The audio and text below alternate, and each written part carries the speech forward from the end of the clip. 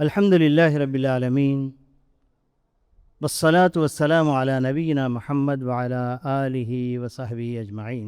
أما بعد، فقد قال الله تبارك وتعالى في القرآن المجيد: فأعوذ بالله من الشيطان الرجيم، وأن هذا صراطي مستقيما فاتبعوه ولا تتبعوا السبل فتفرق بكم عن سبيله ذلكم وصاكم به لعلكم تتقون. وقال النبي صلى الله عليه وسلم: لا تزال طائفة من أمتي ظاهرين على الحق لا يضرهم من قذلهم حتى يأتي أمر الله وهم كذلك. صدر محترم، امیر مرکزی جمعیت اہل حدیث اور امیر صوبائی جمعیت اہل حدیث، دیگر عہدیداران، ذمہ داران جمعیت اور جماعت اور تمام سامعین اور سامعات، آج میرا موضوع سخن ہے: اصلاح معاشرے میں ہم اہل حدیث کا کردار کیا ہوگا، کیا ہونا چاہیے۔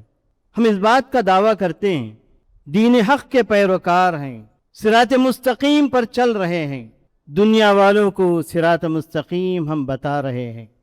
اس صراط مستقیم کے پیمانے اللہ کے رسول صلی اللہ علیہ وسلم نے جو بتائے ہیں، ان کو آپ کے سامنے رکھتے ہوئے ہمارے موقف کو میں واضح کرنا چاہتا ہوں۔ محترم دوستوں اور بھائیوں، جب ہم صراط مستقیم کی بات کرتے ہیں، لوگ دریافت کرتے ہیں کہ صراط مستقیم کہاں ہے، یہ اصلی دین کہاں ہے، یہ دین حق کہاں ہے۔ تو کتابوں کے اعتبار سے ایک معیار ہم بتاتے ہیں، کتاب و سنت کے اندر یہ دین ہے، آپ کو لوٹ کر کتاب و سنت کی طرف جانا ہے۔ اس لیے کہ پیارے نبی صلی اللہ علیہ وسلم نے ارشاد فرمایا ہے: ترکت فیکم امرین لن تضلوا ما تمسکتم بہما کتاب اللہ و سنتی۔ دین حق کا ایک معیار ہے کتابوں کے اعتبار سے، اور اس کے علاوہ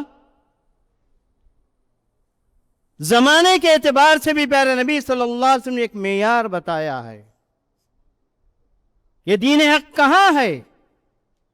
بہت پیچھے جائیے، خیر الناس قرنی ثم الذین یلونہم ثم الذین یلونہم۔ دین حق دیکھنا ہے زمانے کے اعتبار سے، صحابہ کے اور تابعین اور تبع تابعین کے زمانے میں جائیے، وہاں آپ کو دین حق نظر آئے گا، اس کے مطابق اپنی زندگی گزار لیجیے۔ پیارے نبی صلی اللہ علیہ وسلم نے جغرافیہ اعتبار سے ایک دین حق کا ایک معیار بتایا ہے، ہم اس کی تبلیغ کرتے ہیں۔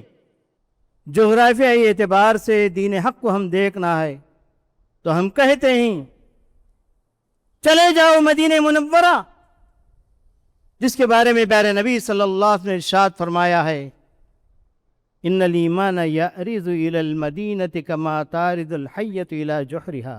اصل ایمان مدینہ منورہ سے نکلا ہے، ساری دنیا میں گھوما ہے، پھر اصل ایمان دیکھنا ہے تو مدینہ منورہ جانا ہے۔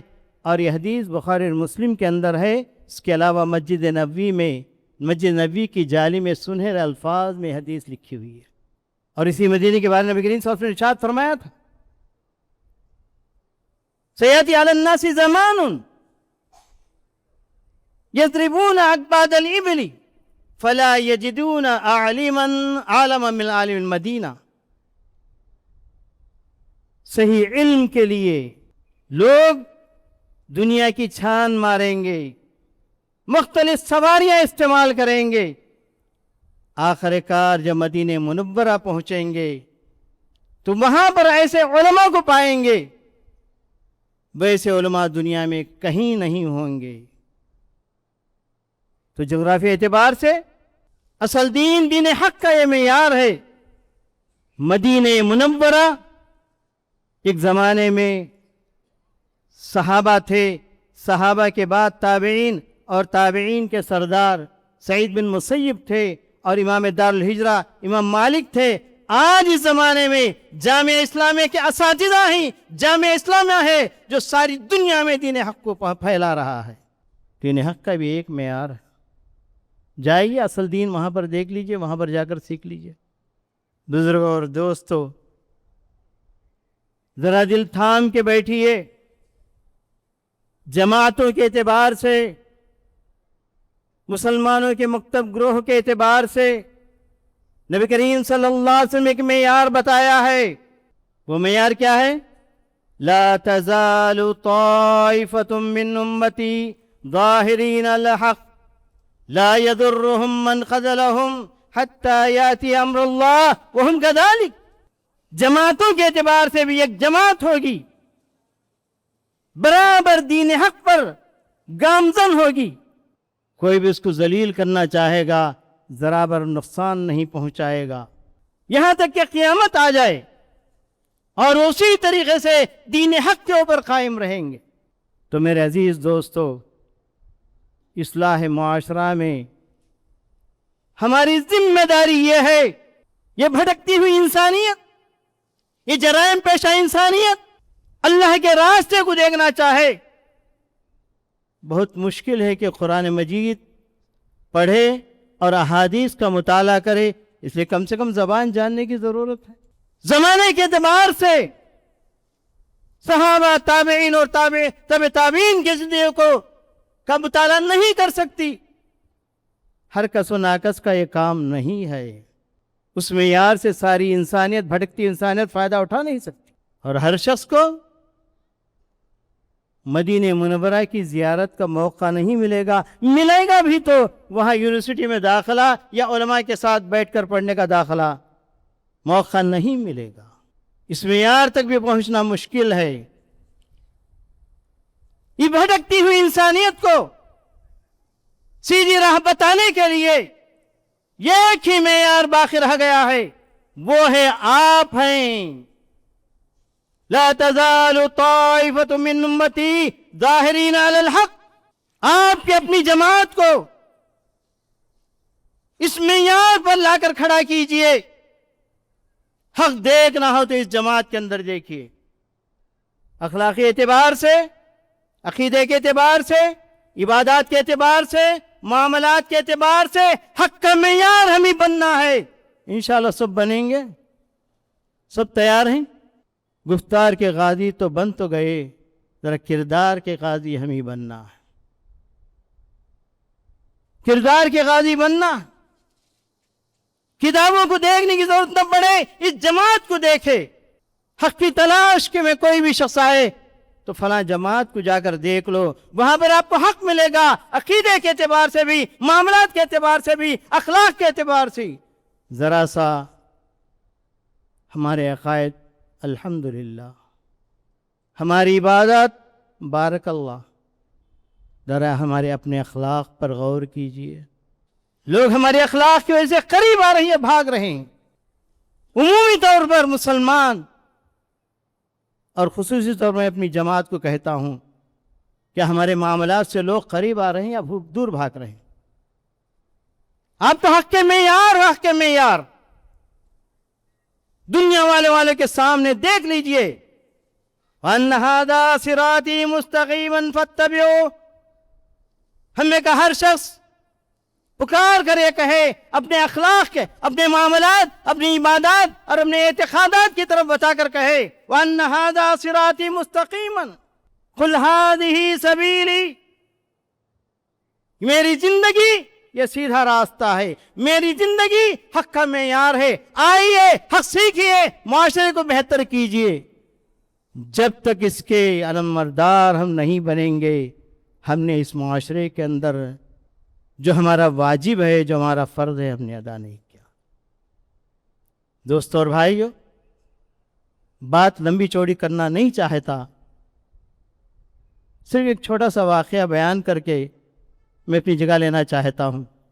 میں ایک مرتبہ ٹرین سوار ہونے والا تھا، ویٹنگ ہال میں انتظار کر رہا تھا بنگلور میں۔ ایک خاتون نے قلم اور کاغذ لے کر میرے پاس آئی اور آ کر کہا کہ اسلام کے بارے میں کچھ بتائیے۔ جبکہ وہ میری فیملی کے ساتھ بہاوے گفتگو تھی. وہاں سے کچھ پتہ لگا میں اسلامک اسکالر ہوں. میں نے پوچھا کہ کیوں؟ کہ میں اڑیسہ میں تھی اپنے ملازمت کے پیش نظر، اور میرا ایک پڑوسی تھا جس کا نام عبداللہ تھا. واللہ عبداللہ کہتے ہوئے اس کی آنکھوں سے آنسو آ گئے.